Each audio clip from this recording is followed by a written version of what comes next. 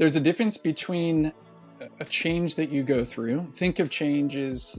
I could have a list of bullet points of different changes you might go through.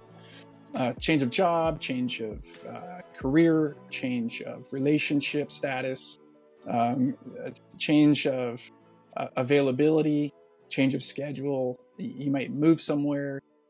There's so many different kinds of changes, but transition, related. Maybe you can use synonymously in many contexts, but transition is actually different. Transition is the season that's wrapped up around the change.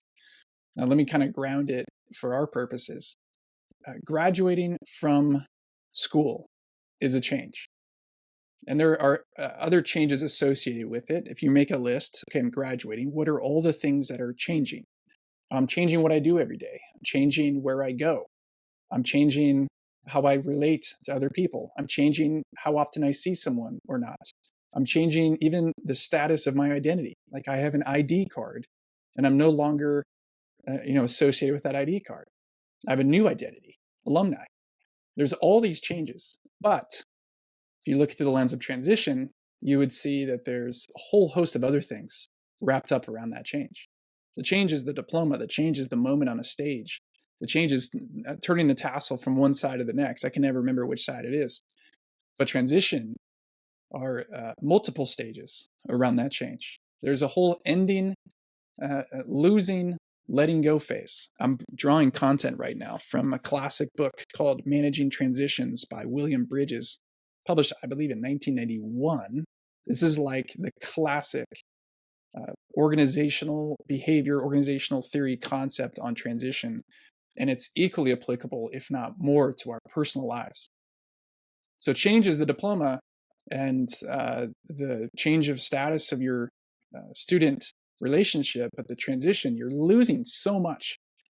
And he would say, William Bridges would say, it's not the change that trips you up, it's the transition. It's the stuff happening underneath the surface. And in fact, it's the emotional part of the change that really can distract you. What happens when we fail to address or name or spend time engaging with the losing, the ending, the letting go, the grieving, is that a couple things. One, we might carry that with us inadvertently into the next season, where you find yourself in a new place because of the change, but emotionally, relationally, even spiritually, you're back in the old place.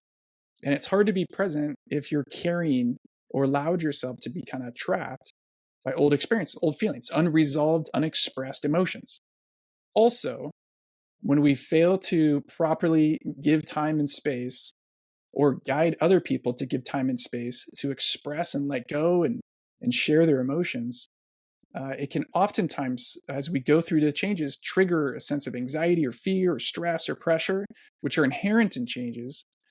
And it can actually turn off the part of our brain that we desperately need to think clearly, to think through our values, to be able to connect dots, to be able to think and project into the future. In other words, our prefrontal cortex. I'm trying to make a case for how and why forgetting or neglecting to pay attention to transition, all the side of transition that deals with the emotional side of things. If we fail to do that, if we fail to lead kids through that experience, they will not be fully ready to embrace the stuff on the other side of transition, which is the new beginnings.